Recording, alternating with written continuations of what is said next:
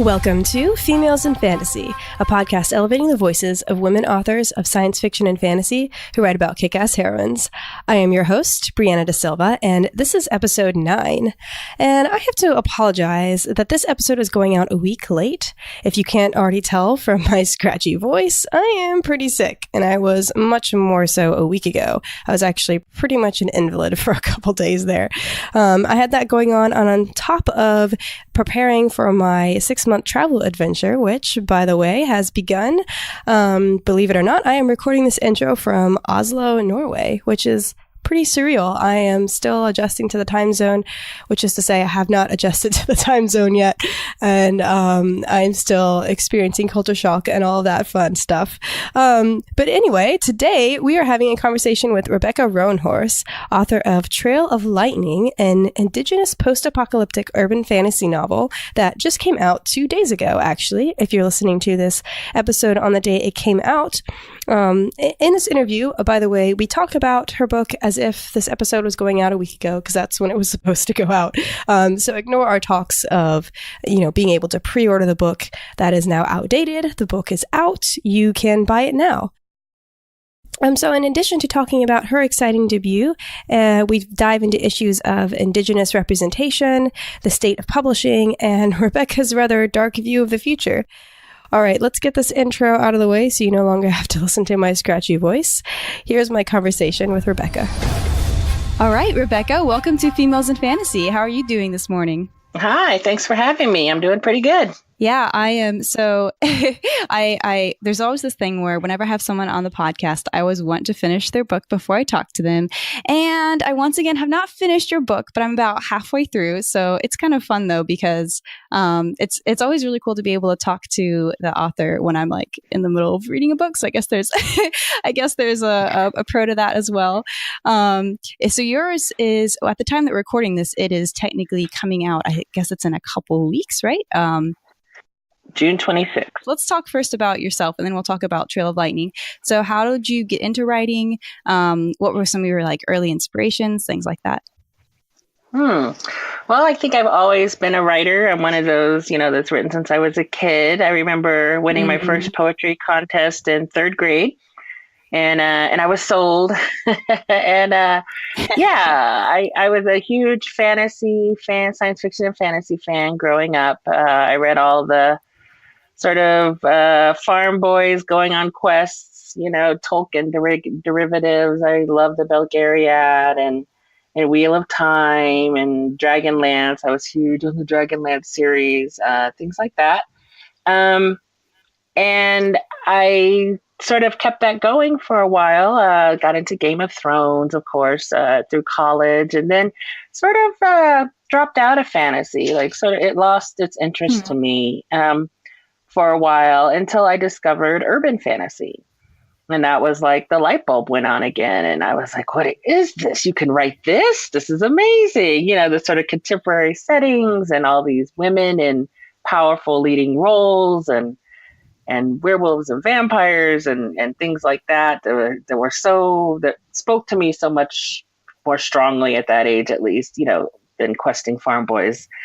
And I fell in love again with the genre. And I guess I really got serious about writing. I mean, I'd always sort of been writing on the side, but I went a more practical route, education-wise and job-wise. But I got serious about writing, I guess, in 2013 or so. I decided this is what I'm meant to be doing. This is what I want to do. And so I returned to writing with a vengeance, and I wrote Trail of Lightning and subbed that out, sent that out, queried that out, I should say, to agents, and got an agent, and we sold it, and here we are. So tell us more about Trail of Lightning. What's the kind of elevator pitch, and where'd you get the idea for the story and things like that? Well, the elevator pitch was an indigenous Mad Max Fury Road. And I think that speaks more to sort of the pacing and the sort of excitement in the book.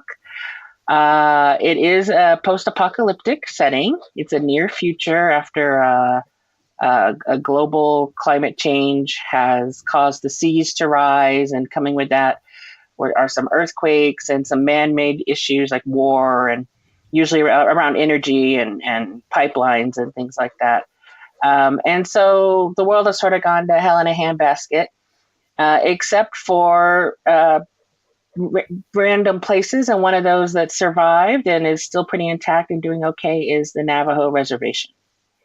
And so this book is set on the Navajo reservation, which is now sort of reestablished itself as a power. And we call it's returned itself to its ancestral name, which is Dinetah.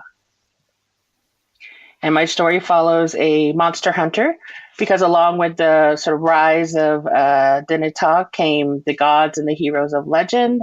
But with any gods and heroes also come the monsters. So my main character is a monster hunter. So tell us a little bit more about that setting. Why did you choose to write the story on with the Navajo culture and things like that? Well, I guess a couple of things. First of all, I am Okewinge, and that is a tribe here in New Mexico, northern New Mexico.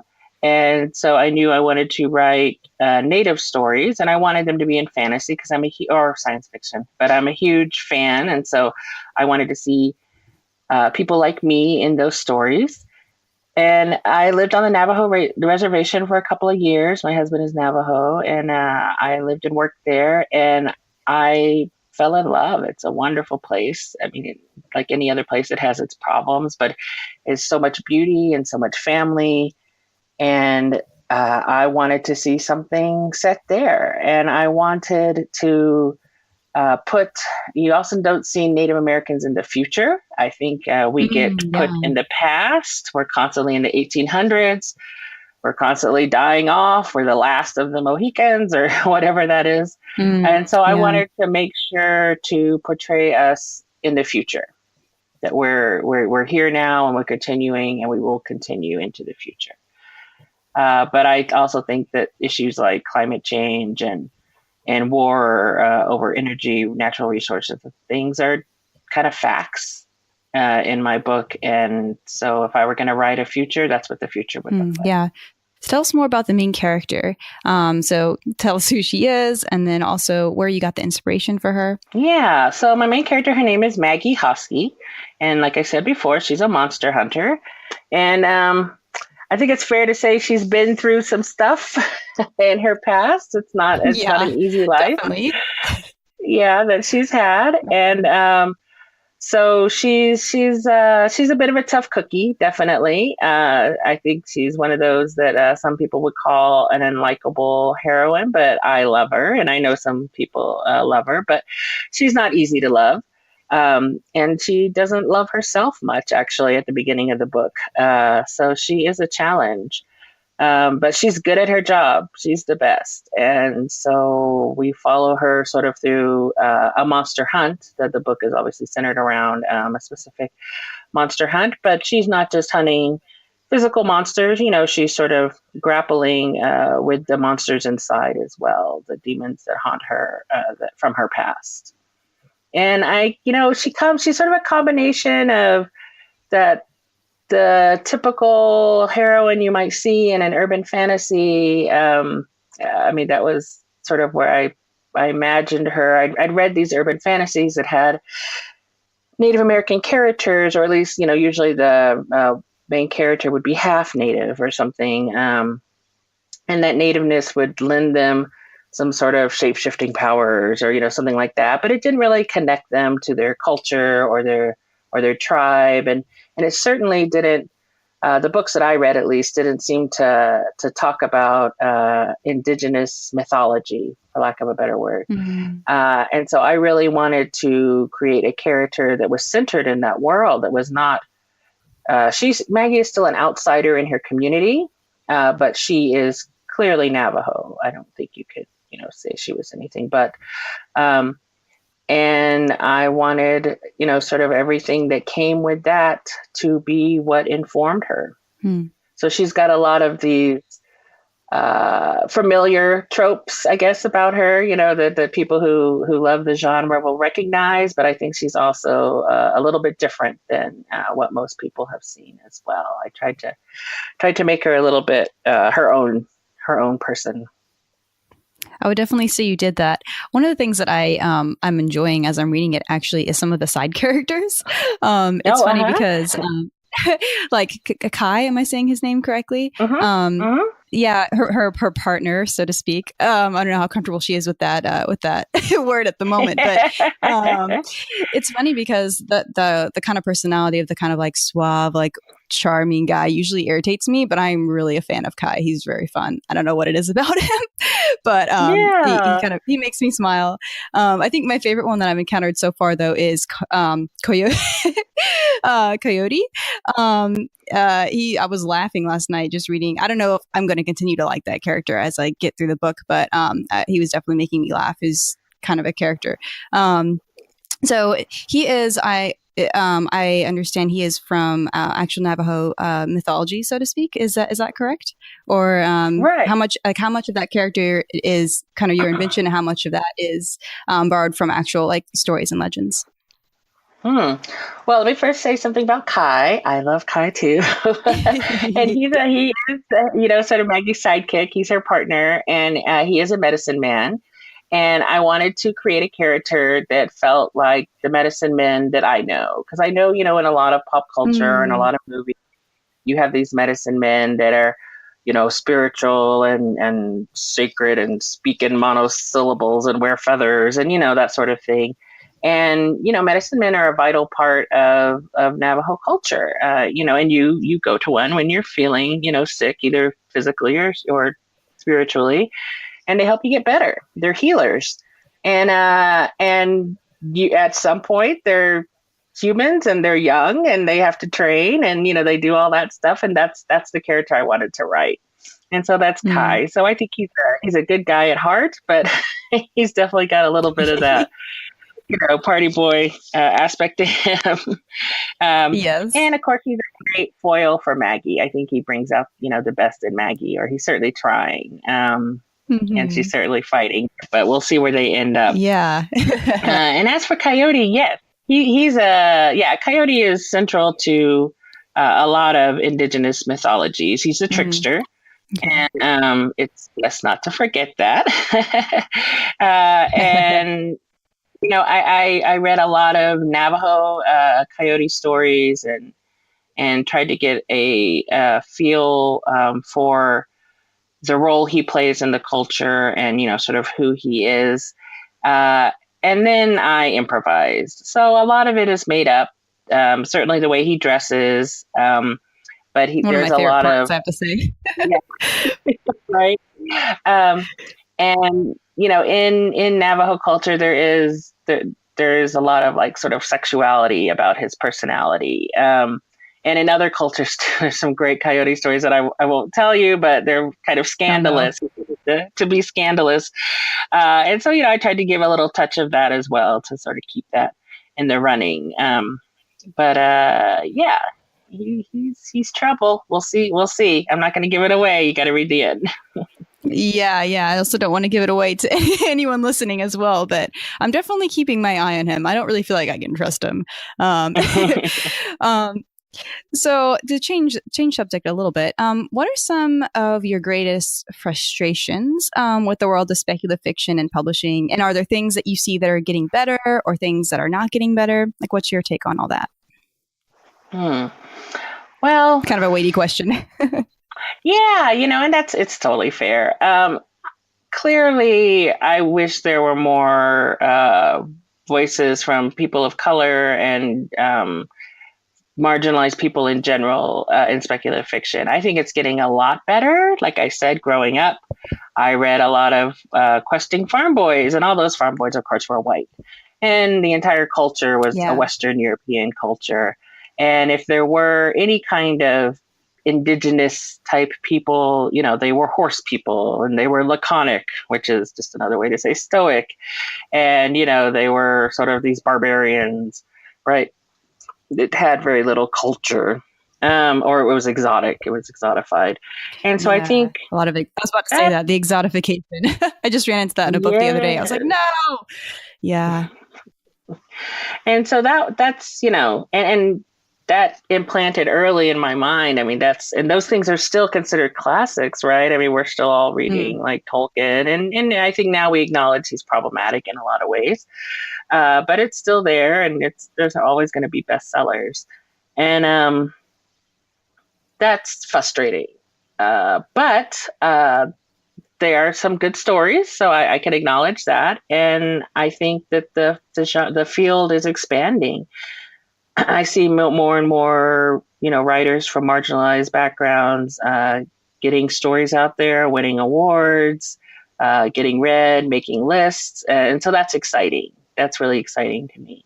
I don't think you see a lot of indigenous science fiction and fantasy writers yet. But there are a handful of us, and we are writing, and we're getting a little more well-known, which is very exciting. So if I can help that, push that and get some people out in the spotlight, I'm excited to do that. And so I have a lot of hope for the future. I think the genre is reacting very well. That's very good to hear. Do you ever feel like you see yourself represented in major films and books? And if so, are they good representations, and how could they be improved? Oh gosh, like from the Native perspective? From whatever perspective, because you are biracial, correct? I am biracial. Yeah, my mother is Native American. She's Okwewenge, and my father is African American, Black. So, so I think yes, everyone answer that. Yeah. So I think Black folks are getting better representation. You have everything from Moonlight, the Black Panther, to lots of things that are Queen Sugar, Blackish. I feel like there's a lot of good stuff going on there. Not enough. We still need more, but at least it's happening. I think Native Americans, we're still stuck in Westerns. We're still, Woman Walks Ahead or Hostels, or, the two movies that came out recently that I could think of that are both set in the 1800s. And I'm pretty sure all the Indians die. So that's just, we're not making progress there that I wish we were. So I would love to see more just contemporary movies, even with Native Americans. I would love to see a rom-com, that happened to star Native American. I would love to see a murder mystery. Let us solve some crimes. Let us go to space. Let us be suburbanites or doctors or, whatever. It's just you don't get to see Native Americans just living lives, just being themselves. And, in a place like New Mexico where I live, we're 10% of the population. Like, get 10 people together, there's at least one Native in the room, So 100 people, that's 10, and none of our stories are getting told. And so I write speculative fiction. So I'm going to set us in the future, or I'm going to set us in a space or in a strange virtual reality land, or, whatever it is that I'm going to do. But there are so many ways that we could have better Native representation. And it hasn't happened yet, but I'm hoping I can be part of that. And I'm hoping, we'll see a real resurgence of Native creators telling their own stories and putting themselves in the spotlight. Yeah. So what was it like, as someone, I guess, who, I don't know how else to put this, kind of has your foot in different cultures, but being both Black and Okwewenge, am I saying that correct? Okwewenge. And then also having a Navajo husband. What was it like to choose like a specific culture and like a specific people and identity to talk about in your story? Did you like run into any gatekeeping, for example, or what was that experience like for you? Well, I picked Navajo for a couple of practical reasons. First of all, it's big and you can drive around. And Okwewenge is small. We only have about, I think about 1,600 members or something. It's a pretty small community. Okay. You could drive across it in like 5-10 minutes. Whereas the Navajo Nation is in the Four Corners area. So it covers regions of New Mexico, Colorado, Utah, and Arizona. It's huge. You have a lot of space to play with. My characters can drive around, things like that. Also, Navajo culture tends to be more open with their stories. And so their membership is huge, right? They have like at least 250,000 enrolled members or something like that. And they're more open about sharing their culture. Pueblos tend to not share because of historical abuses, because people have taken their cultures and warped them or like done bad things with them, or and some of the stories they consider sacred, they don't want to share, which is totally their prerogative. Yeah. Navajo culture is a little more open because they are so big, and because these stories are being told by other creators. I tried to pick stories like the Hero Twins, and other stories that show up in the book that are already out there, that are already known, that I know. There are people writing comic books about them, or there are people doing their own takes on these stories. So mine is not the only one. Mine is not the only voice. If you get excited and you want to go learn more about Navajo culture or Navajo mythology, there's more than just me.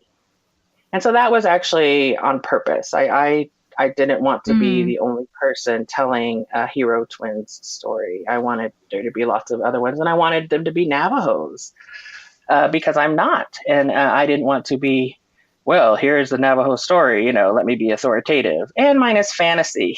So I think you have to take everything I say with a big dose of, this is fantasy, this is fiction, this is my imagination. And I try to be respectful for all the stories and the people that shared their stories with me. And I had Navajo folks read my book and, tell me if I'm stepping out of my lane. And check my spelling and my wording, and because I use a lot of Navajo words and a lot of Navajo vocabulary, and I wanted to make sure I got it right. So if I didn't get it right, it's my fault. But I did ask for folks for help. I didn't try to do it on my own. So that was sort of my approach. That was my philosophy. I loved living there. I love Navajo culture. It's part of my family, and who I am now. And I just wanted to do it right. That's awesome. So I have another guest coming up soon, actually, who also, her story is set in the future after climate change caused apocalypse with rising sea levels. I think everything else in the story is completely different, but it's The Abyss Surrounds Us. I'm not sure if you're familiar with that, Emily Skritsky. I've actually already recorded the interview with her, but because I wanted this episode to go out about the same time as your book, I'm releasing this one first. But anyway, because of that one setting that's like a little bit similar between the two stories, I thought it would be fun to kind of close this interview out with the same questions I asked her. Sure. So first, we're going to get a little dark, and then we're going to get a little light. So first, what are some visions of the future that frighten you? Right now, I think they all frighten me. Oh no! I think right now we're on a dark timeline. I feel like we're on a pretty dark timeline. I think, gosh, the rise of a totalitarian government, I think, is frightening. I think stopping, people at the border and separating them from their children. We've seen that in the news. Is terrifying. I think, not playing nice with other countries that are allies are terrifying. And of course, climate change, that we seem to be ignoring it. The United States at least seems to be ignoring it right now. And that's certainly not going to stop it. And it's just going to get worse. And I worry about what the world is going to look like for my kids and their kids. Yeah.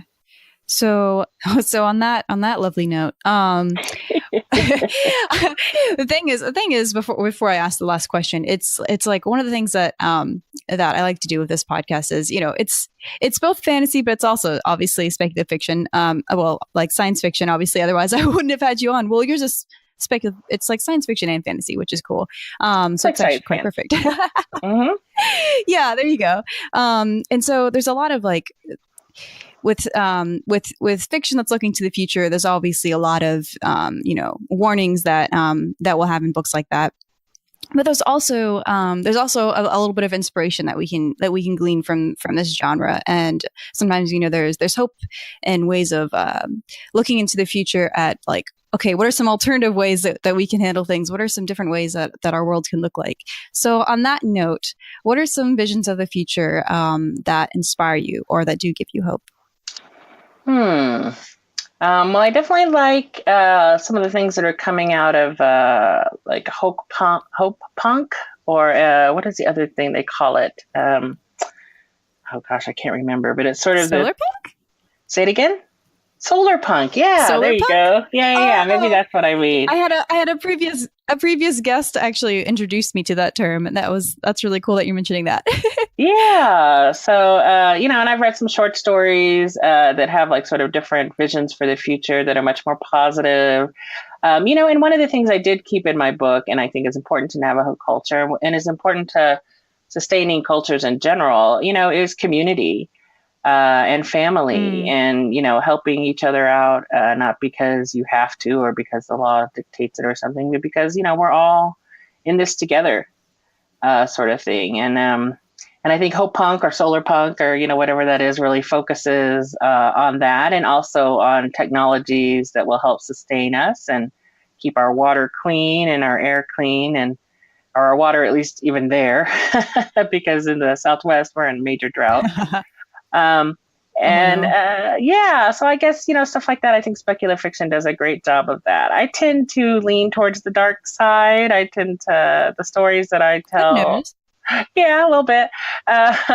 Tend to not really see some of the more happier, positive things that could happen. But that doesn't mean that I'm just one sort of grumpy emo voice. So I'm sure other people have way better visions than mine. Well, yeah, but we need all of it. I think it's all important, and that's the thing. It's like there's so much that we can get out of speculative fiction, and that's why it's really cool to hear from all the different perspectives and different voices.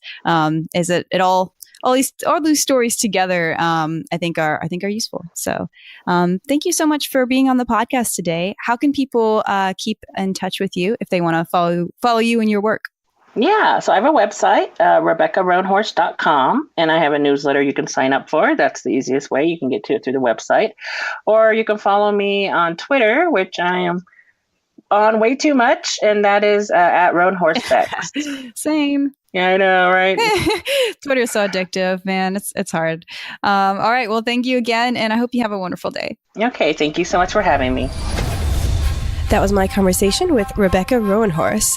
A little update. Since we recorded that interview, I have actually finished her book. I finished reading it on the flight to Oslo, and I am still recovering. So go on over to Amazon, Barnes & Noble, your local bookstore, or wherever you get books, and pick it up so that you can be emotionally violated with me. If you enjoy this podcast, please take a second to rate and review it on iTunes. It helps more people find it, and it's free and easy philanthropy, a great way to feel good about yourself without spending a dime.